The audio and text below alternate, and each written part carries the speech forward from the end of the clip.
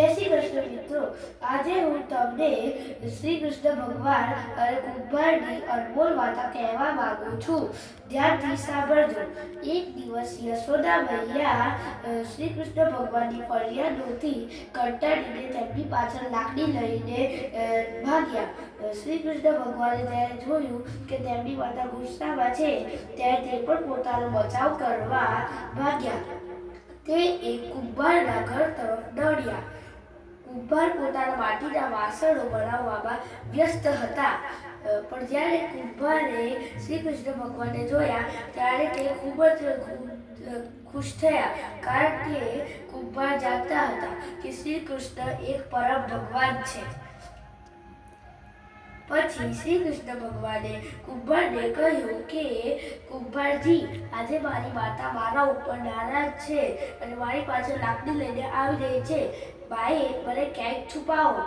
તો કુંભાર શ્રી કૃષ્ણ ભગવાનને એક મોટા ઘડાની નીચે છુપાઈ દે છે. પછી ત્યાં જ માતા યશોદા લાકડી લઈને આવે છે અને કુંભારને પૂછે છે, કેમ રે કુંભાર, તમે મારા કનૈયાને ક્યાંય જોયો છે? તો કુંભાર કહે છે, ના માતા, મેં કનૈયાને ક્યાંય નથી જોયો. શ્રી કૃષ્ણ ભગવાન એ મોટા ઘડાની નીચે છુપાઈને આ બધી વાતો સાંભળી રહ્યા હોય છે. યશોદા મૈયા ત્યાંથી જતા રહે છે. પછી શ્રી કૃષ્ણ ભગવાન કુંભારને કહે છે કે અગર માતા ગયેલ હોય તો મને આ ઘડામાંથી બહાર કાઢો. તો કુંભાર કહે છે, એવી રીતે નહીં પ્રભુ, પહેલા મને 84 લાખ યોગીઓમાંથી મુક્ત થવાનું વચન આપો, તો હું તમને આ ઘડામાંથી બહાર કાઢીશ. ભગવાને હસીને કીધું, હું તમને 84 લાખ યોગીઓમાંથી મુક્ત થવાનું વચન આપું છું. હવે મને આ ઘડામાંથી બહાર કાઢો. તો કુંભાર કહે છે કે હું જ એકલો નહીં, જો પ્રભુ, મારા પરિવારના તમામ લોકોને તમે 84 લાખ યોગીઓમાંથી મુક્ત થવાનું વચન આપો, તો હું તમને આ ઘડામાંથી બહાર કાઢીશ. તો શ્રી કૃષ્ણ ભગવાન કહે છે કે હું તમને 84 લાખ યોગીઓમાંથી મુક્ત થવાનું વચન આપું છું. હવે મને આ ઘડામાંથી બહાર કાઢો. તો પછી કુંભાર કહે છે કે બસ પ્રભુ, એક વધુ વિનંતી.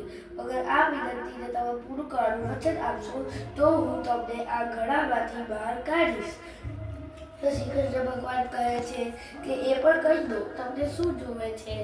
તો કુંભાર કહે છે કે પ્રભુ, તમે જે ઘડાની નીચે છુપાયા છો તે ઘડાની માટી મારા બળદ પર લાવી છે. કૃપયા કરીને તે બળદને પણ 84 લાખ યોગીઓમાંથી મુક્ત થવાનું વચન આપો.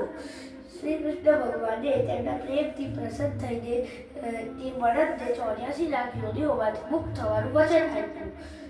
પછી કીધું કે હવે મને આ ઘડામાંથી બહાર કાઢો. તો પછી કુંભાર કહે છે કે બસ પ્રભુ, એક છેલ્લી વિનંતી. પછી કુંભાર કહે છે કે જે પણ પ્રાણી આપણા વચ્ચેની આ વાત સાંભળી રહ્યું હોય તેને પણ 84 લાખ યોગીઓમાંથી મુક્ત થવાનું વચન આપો. તો શ્રી કૃષ્ણ ભગવાન તેમના પ્રેમથી ભરાયેલા શબ્દથી ખૂબ જ પ્રસન્ન થાય છે અને વચન આપે છે. અને પછી તે કુંભાર શ્રી કૃષ્ણ ભગવાનને એ ઘડામાંથી બહાર કાઢે છે. પછી તેમના ચરણ સ્પર્શ કરીને તેમના પગ ધોવે છે અને ચરણામૃત લઈને પોતાની આખી ઝૂંપડી પર છાંટી દે છે. પછી તે ભગવાનને ગળે લગાવીને એટલું રડ્યા કે તે ભગવાનમાં વિલીન થઈ ગયા. મિત્રો, જરા જુઓ અને વિચારો કે બાળ શ્રી કૃષ્ણ ભગવાન 7 ગુંબજ પહોળા ગોવર્ધન પર્વતને પોતાની સવાર આંગળી પર ઉપાડી શકે છે, તો તે એક ઘડો ઉપાડી શકે તેમ નથી. પણ પ્રેમ વિના નહીં.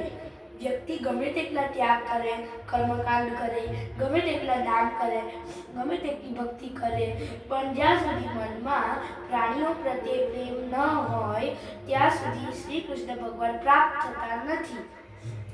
આ વાર્તા નું મહત્વ આપણે એ સંદેશ આપે છે કે ભગવાન માત્ર પૂજા, યજ્ઞ અને દાનથી પ્રાપ્ત નથી થતા, પણ શુદ્ધ હૃદય અને નિસ્વાર્થ પ્રેમથી પ્રાપ્ત થાય છે. કુંભારનો સહજ પ્રેમ, નિસ્વાર્થ ભાવના અને સર્વનાશ પ્રાણીઓ પ્રત્યે કરુણા તેમને ભગવાનના તત્વોમાં વિલીન કરી દે છે. જો આપણે પ્રાણીઓ પ્રત્યે કરુણા અને સહાનુભૂતિ રાખીએ તો ભગવાનના સૌથી નજીક પહોંચી શકીએ છીએ. જય શ્રી કૃષ્ણ.